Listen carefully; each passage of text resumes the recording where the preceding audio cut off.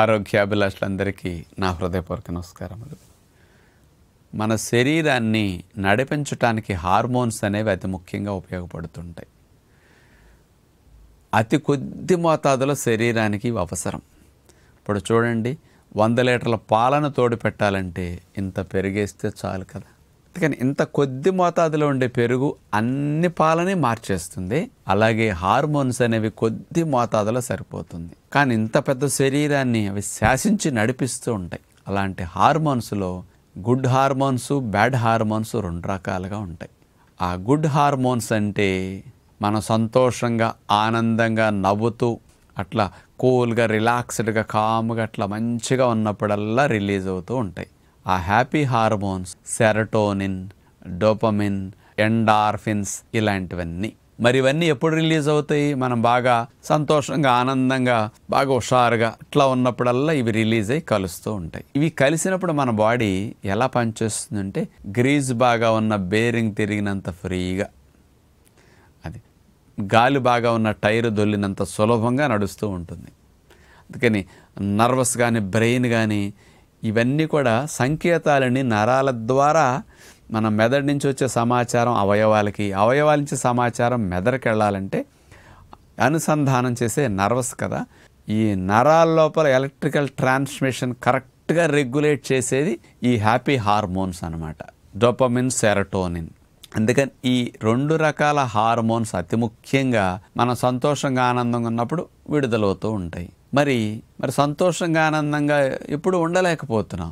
కాబట్టి ఈ హార్మోన్స్ తయారవక అనేక రకాల నరాల సంబంధమైన సమస్యలు మనకు ఎక్కువ వచ్చేస్తున్నాయి. స్ట్రెస్, టెన్షన్, యాంగ్జైటీలు ఇవన్నీ కూడా, డిప్రెషన్, ఇవన్నీ ఈ 2 హార్మోన్స్ మోతాదు తక్కువ ఉంటే ఇవి వచ్చేస్తాయి ఈ జబ్బులు. అందుకని వీటి మోతాదు ఎక్కువ అవ్వాలి. మనకున్న ఉద్యోగ వ్యాపారాల వల్ల, ఒత్తిడి వల్ల, మానసిక సంబంధమైన సమస్యల వల్ల ఈ రకమైన హార్మోన్స్ సరిగా తయారవటల్లా.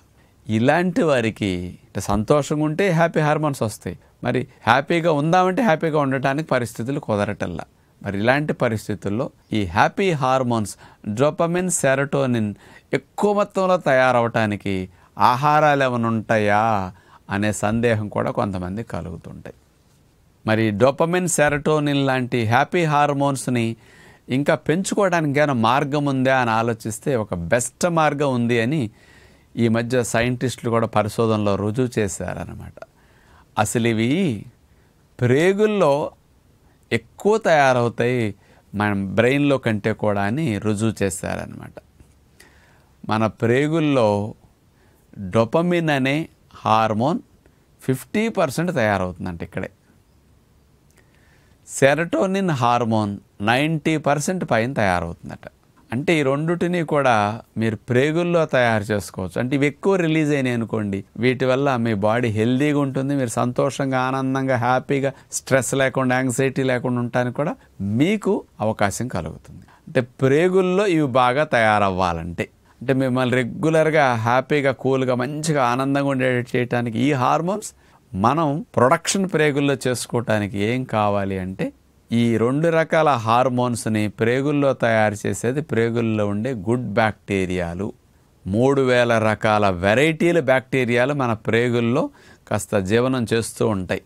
ఇందులో చెడ్డ సూక్ష్మజీవులు ఉంటాయి, హాని కలిగించేవి, మంచి సూక్ష్మజీవులు ఉంటాయి. ఈ ప్రేగుల్లో వాతావరణం ఎట్లా ఉండాలంటే చెడ్డ సూక్ష్మజీవుల కాలనీస్ ఎక్కువ పెరగకూడదు, మంచి సూక్ష్మజీవులు ఎక్కువ పెరగాలి. అంటే మంచి సూక్ష్మజీవుల కాలనీస్ ఎక్కువ పెరిగిపోతే ప్రేగుల వాతావరణం ఆరోగ్యకరంగా ఉన్నట్లు, మీ శరీరంలో ఇమ్యూనిటీ హెల్దీగా ఉన్నట్లు. గుడ్ బ్యాక్టీరియాలు ఎక్కువ ఉండటం వల్ల సెరటోనిన్, డోపమిన్ బాగా తయారవటానికి అవకాశం ఉంటుంది. మరి వాటికి మంచి ఆహారం కూడా ఇస్తేనే ఇవి తయారవుతూ ఉంటాయి. వాటి సంఖ్య ఎక్కువగా ఉండాలి, మంచి ఫుడ్ తినాలి. మరి వాటి సంఖ్య పెరగటానికి ఈ డోపమిన్, సెరటోనిన్ ప్రేగుల్లో తయారవటానికి ఏం కావాలని ఆలోచిస్తే నెంబర్ 1గా కావాల్సింది మంచి ఫైబర్ ఫుడ్, పీచు పదార్థాలున్న ఆహారాలు. మరి పీచు పదార్థాలు లేని ఆహారాలు మనం ఎక్కువ తింటున్నాం. ఏమిటవి? తెల్లటి బియ్యము, తెల్లటి రవ్వ, మైదా పిండి, బొంబాయి రవ్వ, ఉప్పుడు రవ్వ, వైట్ షుగరు, ఇవన్నీ white products, fibre 0. Animal products, జంతువు నుంచి ఏదొచ్చినా ఫైబర్ 0. అంటే కోడె, రొయ్య, పీత, గుడ్డు, పాలు, మాంసం ఏవైనా 0. అందుకని ఇలాంటి ఆహారాలు ఎక్కువ తింటే, అట్లాగే మనం పప్పులు తింటున్నాం కానీ పెసరపప్పు, మినపప్పు ఇవన్నీ పాలిష్ పట్టిన ఎక్కువ వచ్చేస్తున్నాయి. కాబట్టి ఫైబర్ అంతా బయటకు పోతున్నది. అందుకని ఇలాంటి ఫైబర్ లేని ఆహారాల వల్ల గుడ్ బ్యాక్టీరియాలు పెరగవు, బ్యాడ్ బ్యాక్టీరియాలు పెరుగుతాయి. అందుకని ఫైబర్ ఉన్న ఆహారాలు తినాలి. అంటే పొట్టు తీయని ధాన్యాలని మనం అన్నం వండుకు తినాలి. ఆ ధాన్యాలనే రవ్వగా చేసుకుని తినాలి, ఎర్ర రవ్వలన్నమాట. అట్లాగే ఈ ధాన్యాలనే పిండి పట్టించుకున్న పిండి వాడుకోవాలి. అప్పుడు ఫైబర్ బాగా వెళుతుంది. అట్లాగే ఫైబర్ బాగా ఉండే విత్తనాలు, ఎండు విత్తనాలు, బాదం పప్పులు, పిస్తా పప్పులు, జీడిపప్పులు, వాల్నట్స్, పుచ్చగింజలు, గుమ్మడి గింజలు, ప్రొద్దుతిరుగుడు పప్పు, ఇవన్నిట్లో హై ఫైబర్ ఉంటుంది. బాగా మంచి పోషకాలు ఉంటాయి. Natural food. వీటి వల్ల ఏంటంటే ప్రేగుల్లో హెల్దీ బ్యాక్టీరియాలు పెరుగుతాయి అనమాట. ఈ ఫుడ్స్ వల్ల మీకు స్ట్రెస్, యాంగ్జైటీ తగ్గుతుందంటే ఊహించుకోండి. ఇలాంటివి తినాలి. పండ్లల్లో కొద్దిగా బాగా మెగలు ముగ్గుతాయి కదా, మరీ చెడిపోకుండా మెగలు ముగ్గుతాయి. అలాంటి వాటిలో గుడ్ బ్యాక్టీరియాలు బాగా ఉంటాయి. దీనితో పాటు మీరు కొద్దిగా పెరుగు కూడా తోడుకున్నాక 4-5 గంటలు బయట ఉండాలి. అలాంటి లైట్గా పులిసిన పెరుగు తింటే గుడ్ బ్యాక్టీరియాలు బాగా పెరుగుతాయి. గంజి నిల్వ చేసి కొండలో 5-6 రోజులు, వారం రోజులు ఉంచుతారే, లక్ష్మీచారు అంటారు. అలాంటి వాటిలో గుడ్ బ్యాక్టీరియాలు బాగా పెరుగుతాయి. ఇవి బాగా తీసుకోండి. కూరలు కూడా లేతగా ఉన్నప్పుడు తొక్క తీయకుండా సొరకాయ, బీరకాయ, దోసకాయ, అరటికాయ ఇలాంటివి అట్లా వండుకోవటం మంచిదన్నమాట. గుడ్ బ్యాక్టీరియాలు బాగా డెవలప్ అవుతాయి. అందుకని ఇలాంటి ఆహారాలు బాగా తినండి. ఇక మరి గుడ్ బ్యాక్టీరియాల సంఖ్య తగ్గిపోయి బ్యాడ్ బ్యాక్టీరియాలు పెరగటానికి ఉపయోగపడే పదార్థాలు మీరు మానాలి. అవి ఏంటంటే నూనెలో దేవినవి, బాగా వేపినవి, బాగా మాడినవి. వీటితో పాటు బాగా కలర్స్, ఫ్లేవర్స్, ప్రిజర్వేటివ్స్ వేసి పంచదార ఎక్కువ కలిపిన యాసిడిక్ ఫుడ్స్ అయిన cool drinks, chocolates, biscuits, ice creams, fast food, junk foods ఇట్లాంటివన్నీ కూడా హైలీ యాసిడిక్ ఫుడ్స్ అనమాట. ఇవన్నీ ఏం చేస్తాయి అంటే ప్రేగుల్లో చెడ్డ సూక్ష్మజీవులు పెంచుతాయి, మంచి వాటిని తగ్గించేస్తాయి.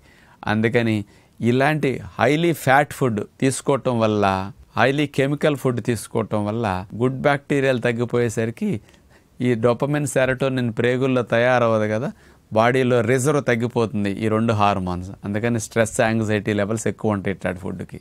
సైంటిఫిక్ ఇవన్నీ రుజువు అవుతున్నాయి. కాబట్టి ఎక్కడి నుంచి అయినా సరే మీరు తినే ఫుడ్ వల్ల కూడా మీరు ఆనందంగా ఉంటారు అని గుర్తుపెట్టుకుని మంచి ఆహారాలు ప్రతిరోజు 3 పూట్ల తింటే మంచిదని విజ్ఞప్తి చేస్తూ నమస్కారం.